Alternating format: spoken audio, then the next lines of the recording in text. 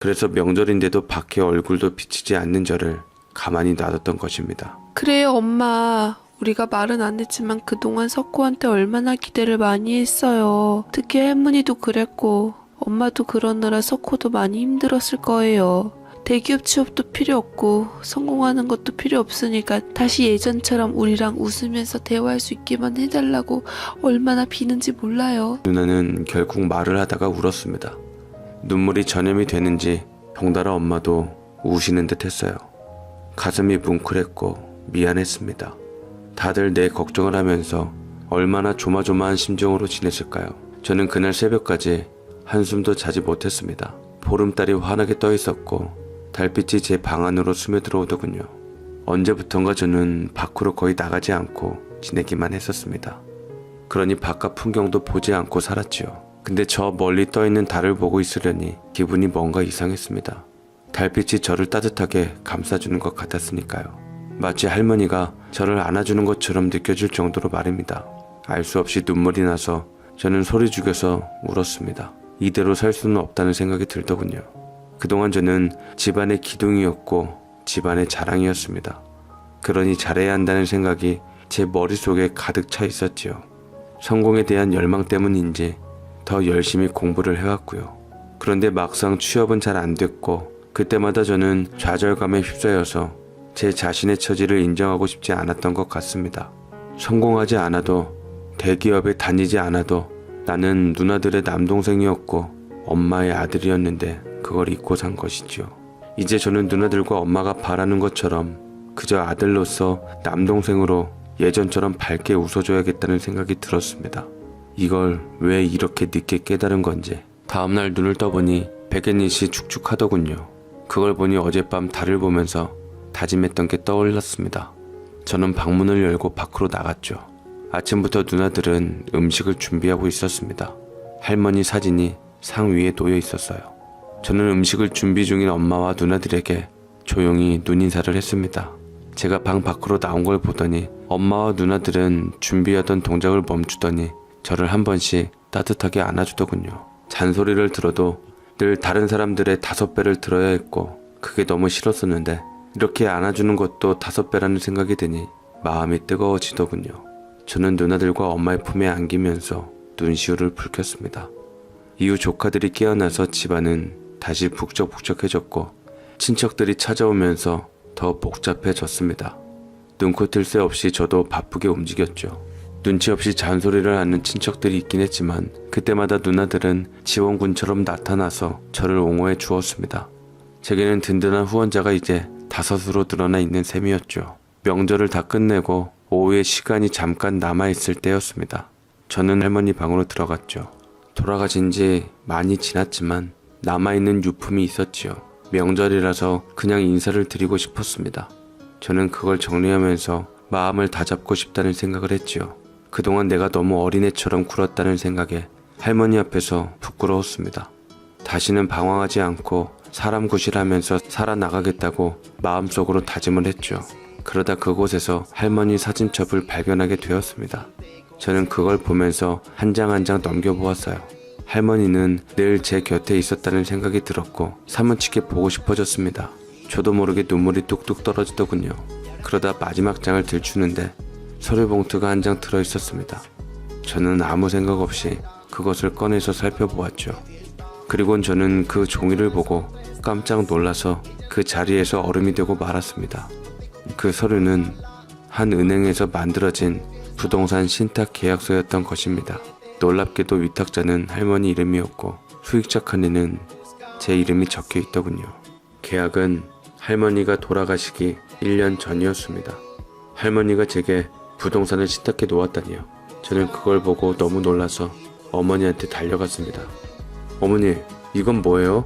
할머니 부동산들이 제게 물려지는 건가요? 석호야, 그 서류를 봤니? 내가 관리를 잘했어야 했는데 이걸 어쩌니. 어머님이 너 40살 넘어서 보여주라고 했는데 그전에는 절대 말하지 말라고 그래서 그동안 우리 가족들 다 함구하고 있었어. 어머니는 난처한 듯 누나들을 쳐다보면서 말을 했습니다. 아마도 저 말고 다른 가족들은 다 알고 있는 듯 했죠. 아니, 당사자인 제가 모르면 되나요? 제가 알아야 제 미래도 준비를 하죠. 저도 이제 정신 차릴 테니까 이게 뭔지 저한테 자세히 얘기해 주세요. 저는 어머니한테 답답한 마음으로 호소를 했습니다. 그 서류에는 자세한 내용은 적혀 있지 않았기 때문에 저는 이 계약서가 어떤 의미인지 알아내고 싶었지요. 저희 호소에도 어머니는 미간을 찌푸리시면서 고개를 절레절레 하셨습니다.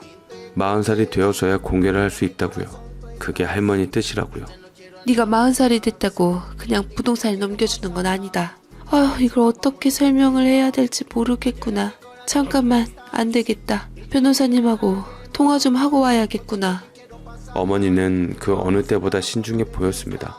답답했지만 저는 소파에 앉아서 어머니의 통화가 끝나길 기다렸죠. 누나들도 제 질문에 대답을 해주지 않았고 이 일을 어쩌냐면서 서로 눈치만 봤습니다. 아무래도 저만 모르게 이 집에는 비밀이 있는 것 같았죠. 어머니가 전화 통화를 끝내고 홀가분한 얼굴로 거실로 오셨습니다. 반면에 저는 초조해서 다리를 떨고 있었지요. 어머니는 제 눈을 바라보시면서 말씀을 하기 시작했습니다. 그러니까 석호야, 이건 할머니의 오랜 뜻이어서 우리도 그걸 지켜주느라 너에게 말을 해줄 수가 없었어. 사실 어머님은 그동안 너한테 재산을 다 물려주겠다고 공공연하게 말을 해왔었지. 정말 어머님은 그럴 생각이셨던 것 같아. 유언장도 이미 다 써놓으셨다더라. 근데 군대 제대하고 나서 취업 준비를 하는 너를 보면서 행여나 한꺼번에 많은 재산을 물려주면 돈만 믿고 네가 성실하게 일을 안 할까봐 고민이 되셨나봐.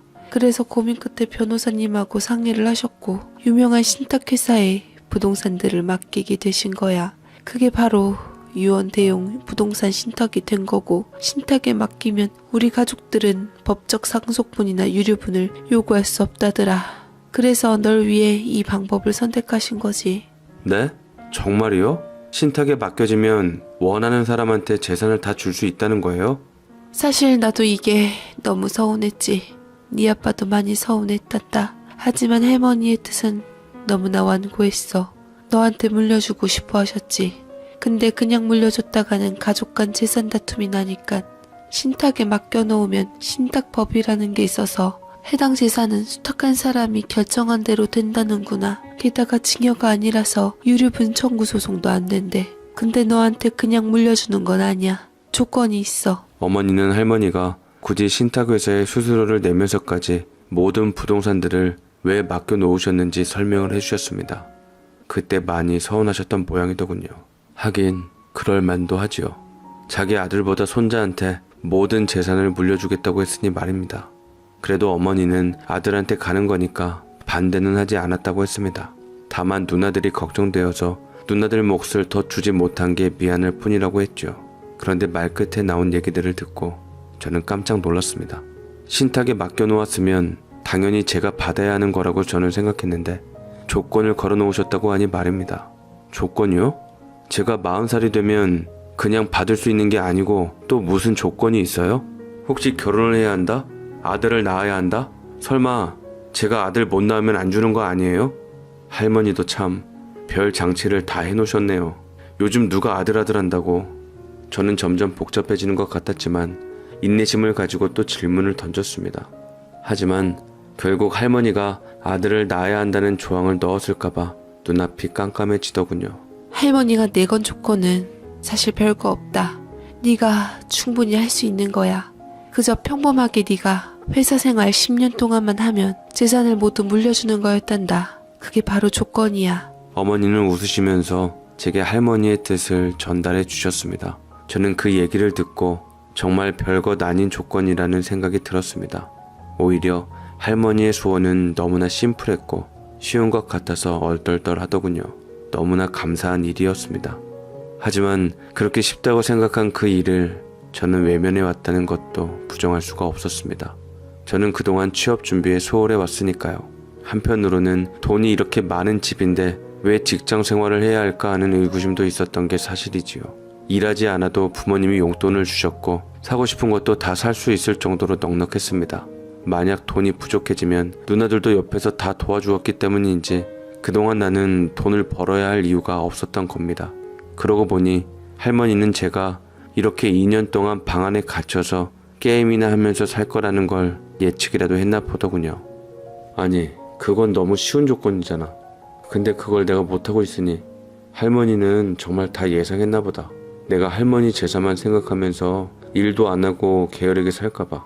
그래, 이 녀석아. 취업은 해야지. 안 그러냐? 우리가 뭐 대기업에 들어가래? 연봉 높은 데 들어가래? 우리는 그냥 너 사람 구실하면서 살길 원하는 것 뿐이라고. 편의점 아르바이트를 하면서 살아도 우린 괜찮아. 편의점 알바생이라고 해도 내 아들이고 우리 집의 귀한 자식이니까.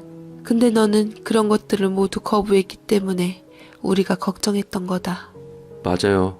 좋은 직장에 취업 못할까봐 두렵기도 하고 돈도 많은데 굳이 힘든 일을 해야 할 이유도 없었고요. 할머니는 이런 걸 어떻게 다 예상하셨을까? 너에 대한 사랑이 그만큼 크셨다는 거야. 우리도 할머니가 내건 조건을 보고 다들 무릎을 쳤었으니까. 그렇구나. 할머니의 이 많은 부동산을 제가 다 물려받으려면 10년 동안 직장에 다녀야 한다는 거죠? 알겠어요.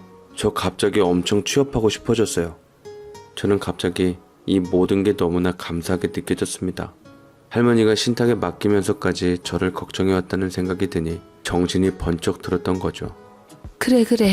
사실은 돈 많이 물려받는 거 좋은 거 하나 없어. 오히려 그게 재앙이 되기도 하고 돈 때문에 집안 싸움 나고 돈 많다고 일도 안 하고 빈둥빈둥 살게 될 테니까. 그래서 어머니는 어디 가서도 절대 비싼 명품 옷 한 벌 입지 않으셨다. 부자들은 오히려 더 검소하게 사는 이유가 다 이런 거야. 알겠지? 알겠어요. 할머니는 늘 근검절약하신 분이시죠. 네가 그 어떤 일이라도 네가 할 수 있는 일을 찾아서 했으면 하는 게 우리 생각이지. 돈 100만 원이라도 좋아. 그 돈을 벌어보는 사회생활을 했으면 해. 그래야 돈의 소중함도 깨닫게 될 테니까. 안 그러니? 어머니는 저를 따스하게 쳐다보면서 말씀을 하셨습니다. 그동안 이 말을 얼마나 하고 싶었을까요? 취업도 부모님이 소개해주거나 하는 일자리는 안 된다는 조항이 따로 있는 건 아니었습니다. 하지만 부모님께서는 취업 준비하고 면접을 보고하는 그 과정 자체가 소중한 경험이 될 거라고 생각했기에 애초에 저를 아버지 밑에서 일을 하게 안 하셨던 것입니다. 엄마의 얘기를 들으면 들을수록 취업에 대한 의욕이 샘솟기 시작했죠. 엄마, 그러면 나 이제부터 용돈도 주지 마세요. 내가 알아서 돈 벌어서 살게. 돈이 부족해봐야 저도 정신을 차리지 않겠어요? 그리고 월급 타면 바로 원룸이라도 얻어서 독립할게요. 이 나이 먹고 집에 얹혀 사는 것도 염치 없고 죄송하니까요. 저는 어머니에게 앞으로는 경제적인 지원을 받지 않겠다고 선언을 했습니다. 그 말을 옆에서 듣던 누나들이 눈이 휘둥그레지더군요. 이렇게 순식간에 모든 게 바뀔 수 있다는 게 놀랍다고 말입니다. 그러면서 참 다행이라고 잘 생각했다고 저를 지지해 주기도 했어요. 생각해보면 누나들에게 미안한 게 너무나 많았습니다.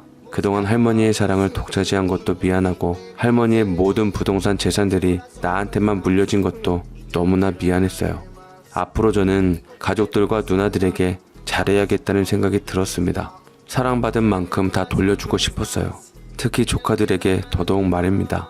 그동안 조카가 너무 많아서 지갑을 열기가 무서웠는데 이제 앞으로는 조카들에게 넉넉하게 용돈도 줄 수 있도록 착실하게 회사를 다녀야겠다는 생각이 들었던 것입니다.